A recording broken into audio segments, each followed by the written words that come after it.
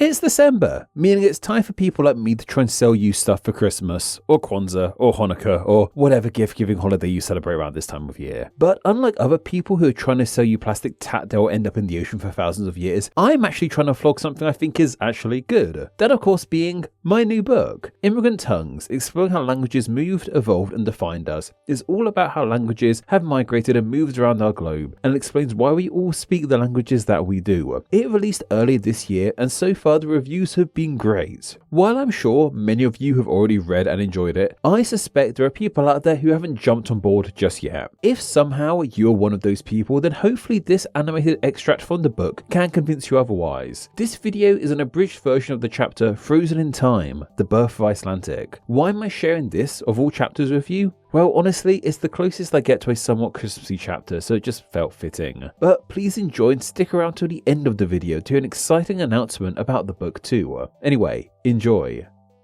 The Middle Ages is seen as a period by many to have started with the fall of Western Rome in 476 AD, and it doesn't have the best of reputations. It's thought to be a period of cultural decline in some ways. The great thinking of the likes of the Greeks and the Romans was instead replaced with unequivocal religious obedience. Many deemed the Middle Ages as a time where human progress took a step backwards. This isn't entirely true. Many things did take a step forwards. One language in particular took a great leap across sea and sky to not only migrate to a new home, but evolve into a whole new tongue entirely. Old Norse, the language of the Vikings, has its origins in the 2nd century AD, emerging in Scandinavia. It started life as a northern variant of the Proto-Germanic language spoken to the south of it. Old Norse would become the great-grandparent of the North Germanic language branch, which includes Swedish, Danish and Norwegian. These tongues are similar to Old Norse, but another language was eventually formed. It's this one that has the strongest family resemblance to Old Norse, that being the tongue of Icelandic. There is minimal difference between Old Norse and modern Icelandic. In fact, many Icelandic speakers alive today can read Old Norse scriptures with relative ease, there being only a few different words and letters in the language. For instance, the Landnámabók, an Old Norse text dating from the 12th century detailing the settlement of Iceland, can be read by Icelandic speakers today with minimal effort. A Swedish or Danish speaker would struggle with it more so. If this doesn't impress you as an English speaker, I would suggest that you try and read an English text from the 12th century. Icelandic also lacks any dialect variety. An Icelandic speaker who lives in the nation's far north will use the exact same words and pronunciations as an Icelandic speaker who lives on Iceland's south coast. This is once again remarkable, especially when compared to British English, where the name for a bread roll changes every few miles. It's as if the tongue of Old Norse was frozen in time on the shores of Iceland. Icelandic stays so close to Old Norse down to the lack of outside influence on the language. The island that makes up the bulk of the nation is over 500 miles away from mainland Europe. While now, a flight to Iceland from Europe is pretty swift and simple, getting to this land in the past was quite the challenge. Only the bravest of souls and toughest of boats could make this voyage. Other Old Norse descendants connected to the rest of Europe became influenced by other languages over the years, while Icelandic stood frozen, unaffected by the changing world across the sea. Today, Iceland is resoundingly proud of its ancient, relatively untouched tongue. This pride has manifested into something known as linguistic purism. Purism in language is the idea that a language maintains no outside influence from other tongues. While English may borrow from Latin, German and French, Icelandic intends to not take words on loan and stick to just the words of its ancient language. This can prove interesting when it comes to forming new words for new concepts. For example, when the language first came into being, computers weren't really a thing, at least in the sense we know of them today. Computer ultimately comes from Latin origins. This means that Icelandic can't simply use this word or slightly adapt it in their tongue, as that would mean diluting the language for a small dab of Latin. To combat these kinds of issues, new words are coined from Icelandic's old lexicon. The actual word for computer in Icelandic is tölva, which is a combination of Icelandic words meaning number and prophetess, as if a computer is some kind of magical number-crunching female deity. As someone who doesn't really understand how exactly computers work, comparing them to some kind of magical number goddess seems fitting. Loaned words have found themselves migrating into Icelandic occasionally, however. This is chiefly seen in the form of branded names for things created outside of the island. Coca-Cola is still called Coca-Cola even in Iceland. They haven't had to adapt the name or craft a new one for it. Icelandic linguistic purism is seemingly no match for global capitalism. While foreign brand names have snuck into the language, something that's had a much more difficult time of sneaking in are foreign human names. Iceland is incredibly picky when it comes to the names of its citizens. Icelanders must have a name that fits the structure of the Icelandic language. There's even a list of approved names you can choose from, with there being just over 4,000 names on this list. If you choose to give your baby a name that isn't on this list, it has to be approved by the Icelandic Naming Committee, who are very much a real thing. Names they have rejected include the likes of Damien, Theo, and Mario. This all might come off as a tad silly and restrictive, but Iceland is fiercely proud of its language and views itself as a pure tongue in a world full of mongrel languages. They even have a special day for their language. The 16th of November is Icelandic Language Day in the nation. Iceland's insistence on keeping their tongue pure might seem stuffy and overprotective, but it's an incredible conservation effort to keep a tongue in this form. It's an effort that many other languages have unfortunately not been able to afford, and as a result, are no longer on this planet. This effort has allowed Iceland to pride itself on just how old and unchanged its language is. But the idea of there even being a language spoken on this landmass is still a relatively new idea. While the first notion humans had of Iceland came in 325 BC, when Greek explorer Pytheas spotted the land on one of his epic voyages, he seemingly didn't stick around or even touch its soil or stone. He didn't name it Iceland either. The island of Fuel appears on many ancient maps and was known of during the time of ancient Greece and Rome. Fuel was the supposedly northernmost point in the world, many days away, even from Britain, and surrounded by icy waters. Fuel could potentially have been Iceland in reality, but we aren't entirely sure. True settlement of Iceland came around hundreds of years later. There is some evidence that Irish monks were actually the first to settle in the land in the latter half of the 8th century AD. They seemingly didn't leave all too much of an impact here. Some argue though that the Celtic Irish language is one of the few to have influenced Icelandic due to the ties between the Land of Ice and Fire and the Emerald Isle. Prior to this, no one group of people had conclusively called Iceland home. Unlike many other cases when a foreign tongue emigrated to a new land, there was not a native language already there. Iceland was a barren,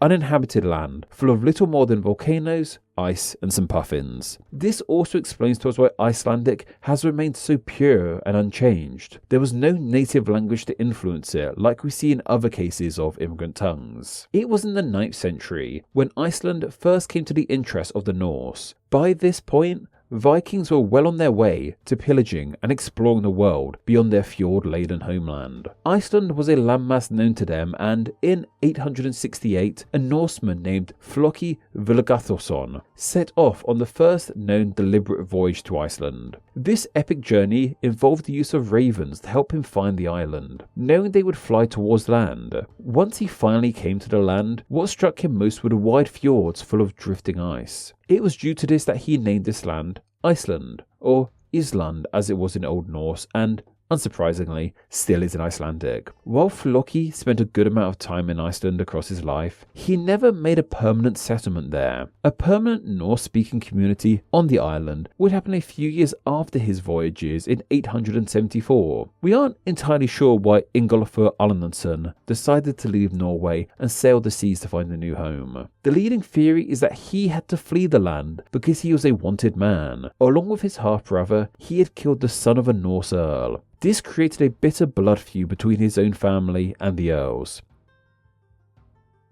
After this, Arnason fell from being a wealthy Norwegian landowner to having next to nothing to his name. Arnason gave up on Norway and set off to find new land to call home. He, his stepbrother, and their respective wives took to the seas in search of a new home. After an extended time in the harsh North Sea, Arnason spotted a speck of land in the distance. Iceland was in sight, but as the story goes, he didn't just sail up to it and call it home. Instead, he cast 2 decorative stone pillars into the ocean from his ship and vowed to farm wherever those pillars turned up again, leaving his fate to the gods. Thankfully, those pillars did find themselves on the shore of Iceland, though relocating them took a bit of time. From dropping those pillars in the sea, it took Arneson and his crew no less than 3 years to find them again, like searching for 2 stony needles in a barren, frozen haystack. Arneson didn't just do laps of the island looking for them during that time though. He instead settled on another part of the island and started farming there. This area is now named after him,